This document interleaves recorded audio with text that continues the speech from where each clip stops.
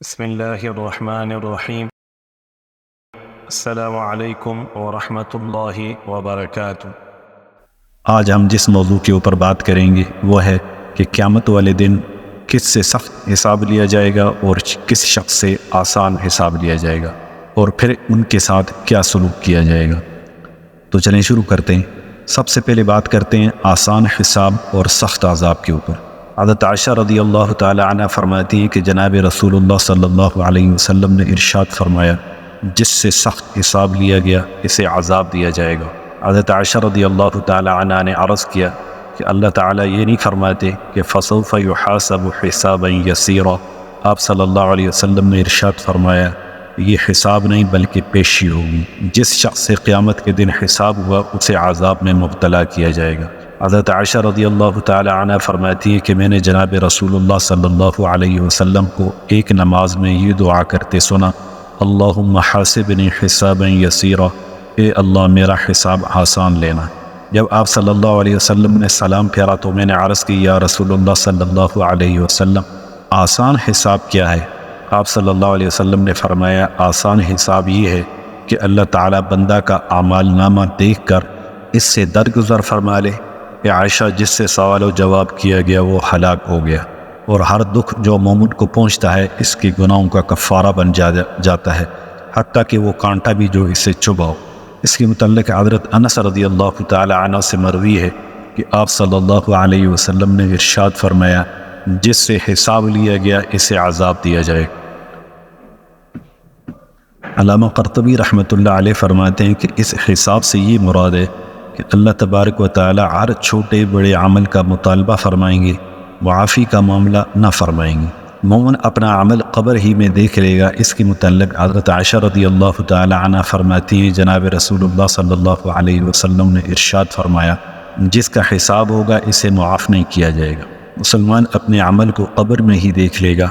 اللہ جل جلالہ کا شان ارشاد ہے فَيَوْمَئِذٍ لَا يُسْأَلُ عَنْ ذَنبِهِ إِنسٌ وَلَا جان، پھر اس دن پوچھ نہیں اس کے گناہ کی کسی آدمی سے اور نہ جن اور انس سے۔ اور فرماتے ہیں یعرف المجرمون بسیماہم، پہچانے پڑیں گے گناہگار اپنے چہرے سے، یعنی گناہگار اپنے چہروں سے پہچان لیے جائیں گے۔ قیامت کے دن بڑے اعمال بھی چھوٹے محسوس ہوں گے۔ اس کے متعلق حضرت عبداللہ رضی اللہ تعالی عنہ فرماتے ہیں کہ جناب رسول اللہ صلی اللہ علیہ وسلم نے ارشاد فرمایا اگر کوئی شخص اپنی پیدائش سے لے کر بوڑھا ہو کر مرنے تک اللہ کی اطاعت میں سجدہ ریز رہے تو قیامت کے دن اسے اپنا یہ عمل بھی حقیر معلوم۔ حضرت محمد بن ابی عمیر رضی اللہ تعالی عنہ کی حدیث میں بھی یہ اضافہ ہے، وہ یہ تمنا کرے گا اسے پھر دنیا میں لوٹا دیا جائے تاکہ وہ اپنے اجر و ثواب میں مزید اضافہ کر سکے۔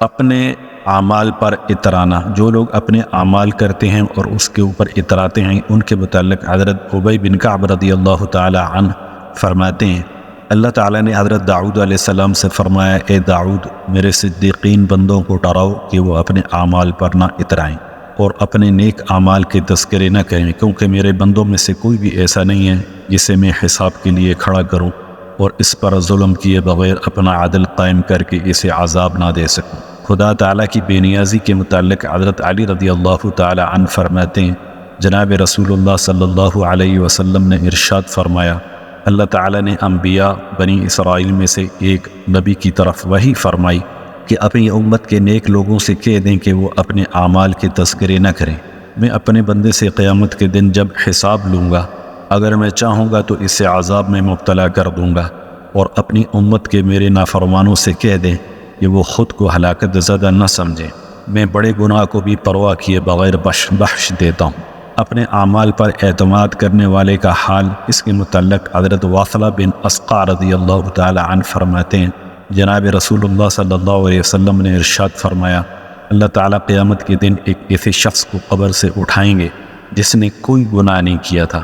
اس سے اللہ تعالیٰ فرمائیں گے تجھے دونوں باتوں میں کون سی بات پسند ہے کہ میں تجھے تیرے عمل کی بنیاد پر جزا دوں یا اپنی نعمت کے طور پر جزا دوں؟ وہ عرض کرے گا اے پروردگار آپ جانتے ہیں کہ میں نے آپ کی نافرمانی نہیں کی۔ اللہ تعالیٰ فرمائیں گے میرے اس بندے کو میری نعمت کے بدلے میں پکڑ لو۔ وہ نعمت اس کی تمام نیکیوں کو گھیر لے گی۔ اب وہ بندہ کہے گا اے اللہ آپ اپنی نعمت اور رحمت کا معاملہ فرمائیں۔ ایک نعمت کا تمام نیکیوں پر غالب آ جانا، اس کے متعلق حضرت انس رضی اللہ تعالی عنہ فرماتے ہیں کہ جناب رسول اللہ صلی اللہ علیہ وسلم نے ارشاد فرمایا، انسان کے قیامت کے دن 3 رجسٹر پیش کیے جائیں گے۔ ایک رجسٹر میں نیک اعمال ہوں گے، دوسرے میں اس کے گناہ ہوں گے، تیسرے میں اس پر اللہ تعالیٰ کی نعمتیں درج ہوں گی۔ پھر اللہ تعالیٰ اس پر اپنی سب سے چھوٹی نعمت کو فرمائیں گے کہ اپنی قیمت اس کے نیک عمل سے پوری کر لو۔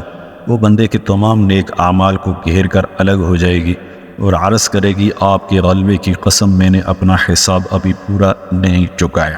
گناہ بھی باقی ہوں گے اور نعمتیں بھی، جبکہ اعمال صالحات تمام کے تمام ختم ہو چکے۔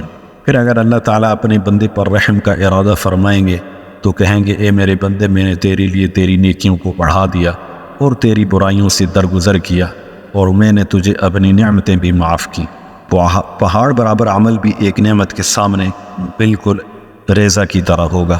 اس کے متعلق حضرت ابن عمر رضی اللہ تعالی عنہ فرماتے ہیں، جناب رسول اللہ صلی اللہ علیہ وسلم نے ارشاد فرمایا، جس نے لا الہ الا اللہ کہہ لیا، اس کے لیے اس کلمے کے بدلے میں اللہ کے نزدیک بخشش کا عہد ہو جاتا ہے۔ جس نے سبحان اللہ کہا، اس کے لیے 1,00,000 نیکیاں لکھ دی جاتی ہیں۔ ایک صحابی نے عرض کی، یا رسول اللہ صلی اللہ علیہ وسلم، اس بات کے بعد ہم کس طرح ہلاک ہو سکتے ہیں؟ آپ صلی اللہ علیہ وسلم نے ارشاد فرمایا، مجھے اس ذات کی قسم جس کے قبضے میں میری جان ہے، بے شک انسان قیامت کے دن ایسا عمل ساتھ لائے گا کہ اگر اسے کسی پہاڑ پر رکھ دیا جائے تو وہ اس پر بھاری ہو جائے، مگر اللہ کی نعمتوں میں سے ایک نعمت کھڑی ہو جائے گی جو اس کے سارے عمل کو ختم کر دے گی، اگر اللہ تعالیٰ اپنی رحمت سے فضل نہ فرمائے۔ صرف نگاہ کی نعمت 500 سالہ عبادت کو گھیرے میں لے لے۔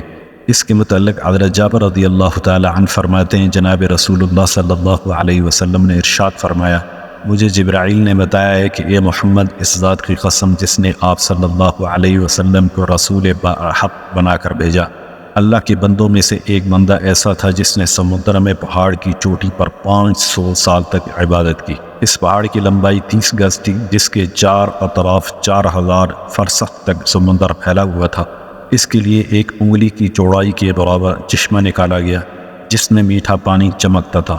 اس کا پانی پہاڑ کی نچلی جانب جمع ہوتا تھا، اور انار کے ایک درخت پر اس کے لیے ہر رات 1 انار لگتا تھا، جسے وہ مکمل دن کی غذا کے طور پر کھاتا تھا۔ جب شام ہوتی تھی تو وہ اتر کر وضو کرتا اور وہ انار توڑ کر کھا لیتا، اور پھر اپنی نماز کے لیے کھڑا ہو جاتا تھا۔ اس نے اپنے رب سے موت کے وقت یہ سوال کیا کہ اس کی روح سجدہ کی حالت میں قبض ہو اور زمین اور دوسری کوئی چیز اس کے بدن کو خراب نہ کرے، حتیٰ کہ وہ سجدہ ہی کی حالت میں قیامت کے دن اٹھے۔ چنانچہ اس کے ساتھ ایسا ہی کیا گیا۔ بس ہم جب آسمان سے اترتے یا آسمان پر چڑھتے تھے تو اس کے پاس سے گزرتے تھے۔ ہمیں معلوم ہوا ہے کہ وہ جب قیامت کے دن کھڑا ہوگا تو اللہ تعالیٰ کے سامنے پیش ہوگا۔ اللہ تعالیٰ اس کے بارے میں ارشاد فرمائیں گے، میرے بندے کو میری رحمت سے جنت میں داخل کر دو۔ وہ عرض کرے گا، یا رب، بلکہ میرے عمل کی وجہ سے مجھے جنت میں داخل کیا جائے۔ اللہ تعالیٰ فرشتوں کو حکم دیں گے، میرے بندے کے عمل کا میری نعمت کے ساتھ حساب کرو۔ چنانچہ نگاہ کی نعمت اس کی 500 سالہ عبادت کو گھیر لے گی، اور ابھی باقی بدن کی نعمت باقی ہوگی۔ اللہ تعالیٰ فرمائیں گے کہ میرے بندے کو دوزخ میں ڈال دو۔ جب اس کو دوزخ کی طرف گھسیٹا جائے گا تو وہ پکار اٹھے گا، اے میرے پروردگار، اپنی رحمت کے ساتھ مجھے جنت میں داخل کر دیں۔ اللہ تعالیٰ فرمائیں گے، اسے واپس لاؤ۔ پھر اسے اللہ کے سامنے کھڑا کیا جائے گا۔ اللہ تعالیٰ فرمائیں گے، اے میرے بندے، تجھے کس نے پیدا کیا جب کہ تو کچھ نہ تھا؟ وہ عرض کرے گا، یا اللہ، آپ نے۔ اللہ تعالیٰ پوچھیں گے، تجھے 500 سال تک عبادت کی کس نے طاقت دی تھی؟ وہ عرض کرے گا، یا اللہ، آپ نے۔ اللہ تعالیٰ پوچھیں گے، تجھے سمندر کے بیچ میں پہاڑ پر کس نے اتارا تھا؟ تیرے لیے نمکین پانی کی جگہ میٹھا پانی کس نے نکالا تھا؟ تیرے لیے ہر رات انار کس نے پیدا کیا تھا، جبکہ یہ سال میں 1 مرتبہ پھل دیتا ہے؟ اور تو نے مجھ سے سوال کیا تھا کہ میں تیری روح و سجدہ کی حالت میں قبض کروں، تو میں نے تیرے ساتھ ایسا ہی کیا۔ وہ عرض کرے گا، یا رب، آپ نے ہی سب کچھ کیا۔ اللہ جل شانہ فرمائیں گے، یہ سب میری رحمت سے تھا، اور میں اپنی رحمت سے تجھے جنت میں داخل کر رہا ہوں۔ میرے بندے کو جنت میں داخل کر دو، یہ بہت اچھا بندہ تھا۔ چنانچہ اللہ تعالیٰ اسے جنت میں داخل کر دیں گے۔